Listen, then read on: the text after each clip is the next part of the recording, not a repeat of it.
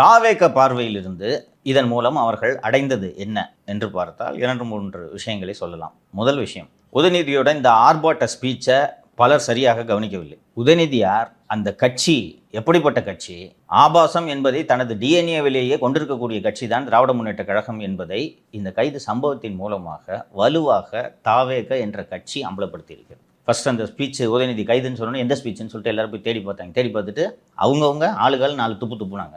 And இப்படி ஒரு ஸ்பீச்சுக்காக ஒட்டுமொத்த கட்சியே சுதந்திர போராட்டத்தில் கலந்து கொண்ட ஒரு வீரரை காப்பாற்றுவது போல துடிதுடித்து வீதிக்கு வருகிறது, கூட்டம் சேருகிறார்கள், ரோட்டில் பைக்கில் போகிறவங்களாம் அடிக்கிறாங்க. எங்கள் தலைவனை கைது பண்ணிட்டாங்க, நீ பாட்டுக்கு இப்படி போறியே.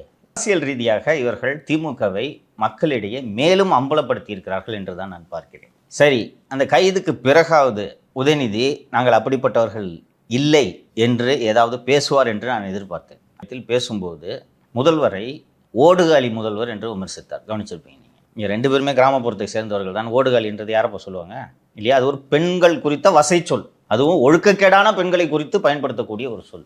ஓடி போயிட்டார் சிஎம்னு சொல்லிட்டு போங்க. இந்த வார்த்தையை ஏன் பயன்படுத்துறீங்க? 1. 2, எனக்கு பொண்ணு இருக்குது, எனக்கு கல்யாணம் ஆயிடுச்சு, என் மனைவியுடன் தான் நான் வசிக்கிறேன், எங்கள் அப்பா அம்மா என்ன அப்படி வளர்க்கல, என் குடும்பம் அப்படிப்பட்ட குடும்பம் இல்லை, எனக்கு ஒரு தங்கை இருக்கு, எல்லாம் இதையெல்லாம் சொல்கிறாரே தவிர நான் பேசுனது தப்பு தாங்க, மன்னிச்சிருங்க, முடிஞ்சு போச்சா, பெரிய மனுஷனாக இருப்பார் இல்லையா?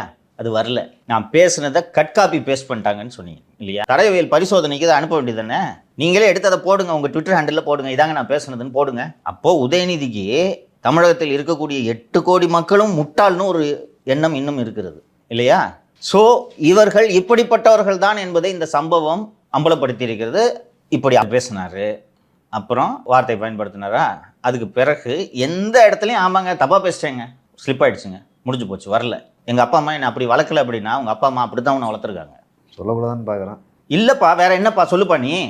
இல்லை, அவங்க தாத்தா காலத்துலேருந்தே அப்படி தான். அப்படித்தானே இருக்குது, உங்கள் குடும்பமே அப்படிப்பட்ட குடும்பம், அப்படி தான் சொல்லி ஆகணும், வேறு வழி இல்லை. ஃபஸ்ட்டு வாட்டி 2019 பொதுத் தேர்தலில் போய் சவுத் மெட்ராஸ் கேண்டிடேட்டுக்கு பிரச்சாரம் பண்ணுன்னா அப்போ போய் இவங்களுக்கு ஓட்டு போட்டால் அழகான எம்பி கிடைப்பாங்க, நீ பேசி அறிவு இருக்கா உனக்குன்னு நீங்கள் கேட்டிருந்தீங்கன்னா கால் நடுவில் பூந்து எடப்பாடி முதல்வரானாருன்ட்டு நீங்கள் பேச மாட்டீங்க. அதுக்கப்புறம் மீட்டிங்கில் பேசினாரா? நீங்கள் எப்படி சீட்டு வாங்கி கொடுத்தீங்க? சேப்பாக்கத்தில் பாமக கூட செட்டிங்கை போட்டு திருவல்லிக்கேணியை பாமகவை கேட்க வச்சு பிரசாந்த் கிஷோர் போட்டி போட வேணாங்க உதயநிதினு சொல்கிறாரு, செல்லை சுவிட்ச் ஆஃப் பண்ணிட்டு போகிற கோச்சுக்க கூடாதே என்று கூப்பிட்டு சேப்பாக்கத்தில் கொடுக்க சொல்லுங்கள். எவனோ பீகார்கள்லேருந்து வந்தவன் வந்து நம்ம பிள்ளைய போட்டி போடக்கூடாதுன்ட்டு எப்படி சொல்கிறது என்று அந்நியார் கோபப்பட்ட பிறகு அப்படித்தான் இவருக்கு சீட்டு கிடைத்தது. உங்கள் அப்பா அம்மா அப்படி தான் வளர்த்துருக்காங்க அவங்கள. இது தவறு என்று நீங்கள் சிறு வயதிலேயே திருத்தப்பட்டிருந்தால் இப்போது இப்படி பேசிவிட்டு அதை நியாயப்படுத்த மாட்டீர்கள். ஏனென்றால் உங்கள் குடும்பத்தில் யாருக்குமே இது தவறல்ல.